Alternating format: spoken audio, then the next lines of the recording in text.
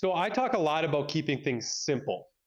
And what I don't share is that it's not just important to keep it simple, but it's important to keep it relatable. So as I'm building processes and building out infrastructure for my team, I also want to create analogies or things that people can relate to. And one of the big ones in our company is we try to provide an unparalleled type of experience for our residents in every phase of the game.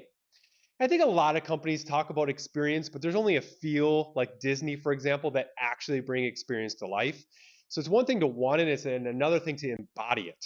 Instead of just having a simple process or a simple system, you want to make it relatable. So for us, it's having a relationship is the relatable piece. If you think about it, there's really three phases of a relationship, and there's three big phases of nailing the experience for a resident. Stage one is the dating stage. At our company, it starts with jumping on the app. So let's just say you are looking on Tinder, right? And you're trying to date. The first thing you're going to look at is the picture. And the picture is going to be the best picture of that person. Well, in the property management industry, that's the listing. That is what the unit looks like. I see so many bad pictures. That's crazy. You're never going to get the date if your picture doesn't look great. You want great pictures, great videos, and great descriptions because that is going to get the resident to swipe right and call you, just like you would in a relationship. And after they swipe right and they call you, that should be your best person answering the phone. For us, it's our leasing agents or our engagement specialist. They call and you want to make sure that they have an amazing conversation every single time. It's why we use a system that records every single call. It also records the speed of which we answer the calls. We answer 98% of the time every single phone call in the second ring. And we want to make sure the quality is there too, because if you don't have an initial great conversation, there's no way your date, your resident, is going to agree to sign the lease. If you do have that amazing conversation at our company and we're thinking about how do I get the date, right? How do I get the date to agree on a time and a place? The time and the place is the move-in. So your phase one ends at the move-in. And guess what happens at the move-in? The resident for the first time, because at our company we sign about 99% of the leases without the resident seeing the unit, right? There's Matterport technology. They can see everything from just on, in this case, Tinder. In our case, Appfolio. But when they agree to take that date, when they sign that lease, on their move-in date, they walk into the unit for the first time. And I believe this is called catfishing. If they walk into the unit and your picture was a six-pack and you have a belly, they're going to get an emergency call and they are going to leave the date. Well, at our company, it's the same thing. If we promise them a beautiful looking, fully rehabbed unit and they walk into that unit and it looks like shit, they're going to leave. They're going to not want that unit. In fact, it's why at our company, we guarantee within 14 days of moving in, you can move out for any reason, right? We want you to be happy with our picture. We want you to be happy with the date. That's why we guarantee it. If you are not happy, you can leave for any reason. But just like a date, right? If you're not happy initially, or if the picture lied, or you're not wowed by that description of the person, they're going to leave the date. Stage two is the honeymoon stage. What happens after that first date? You guys hopefully like each other. You're excited about each other. You were wowed by the unit. You were wowed by the person. Well, you enter stage two. And stage two is from day 2 to day 90. When you really start to date somebody, you're over communicating, right? You're calling each other all the time. You're showing each other a lot of affection. What our company, that day 2 to day 90, we have a ton of processes in place to over communicate with that resident.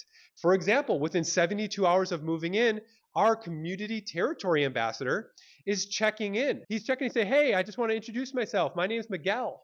I'm in charge of this community when it comes to the look and the feel and even the smell. If trash isn't picked up, I got it. If grass isn't cut, that's on me. If your hallway smells, you have a bad neighbor, my name's Miguel and I want to help you with that. And within a week, we have a service tech calling.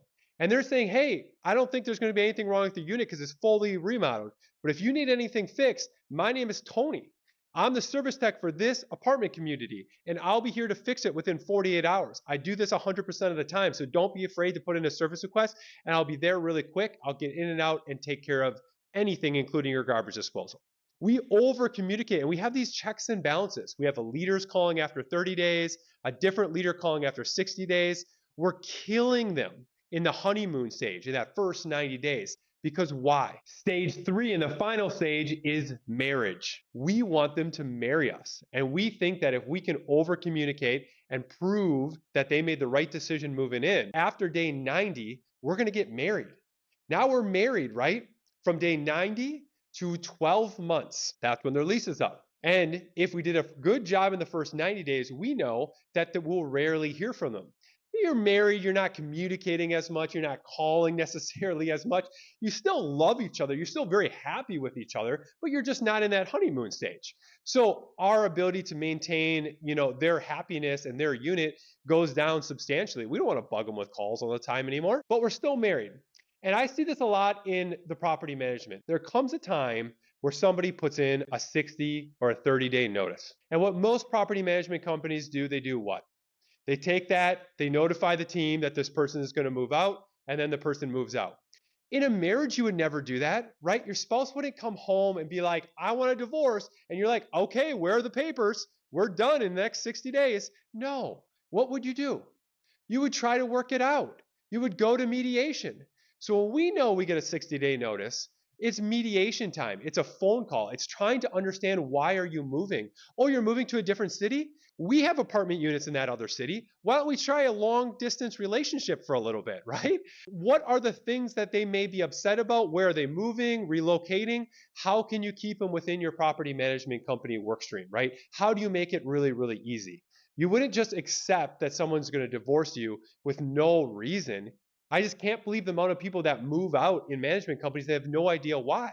And usually if you go through mediation and you have that conversation, you can save that person, right? You can change. You can try to both agree on different things. And even if you can't, right? And even if you were the one who screwed something up, wouldn't you want to know the thing that you screwed up so that the next time that you get remarried to a different resident, you know the things not to do that could potentially have them leave you? Everybody gets excited about the date, which is the lease. But you don't make money on the leases, guys. You make money on the renewal. You make money on the marriage. You want to continue to stay happily married to your residents. And I think if you help your team think of every phone call, every interaction as an opportunity to continue a strong relationship with them, they might think a little differently when a tenant calls to complain, like, oh, not another call.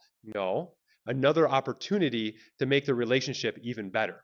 So this is just one example of what we do at our company to make things relatable for the people interacting with the resident. We have plenty of other examples.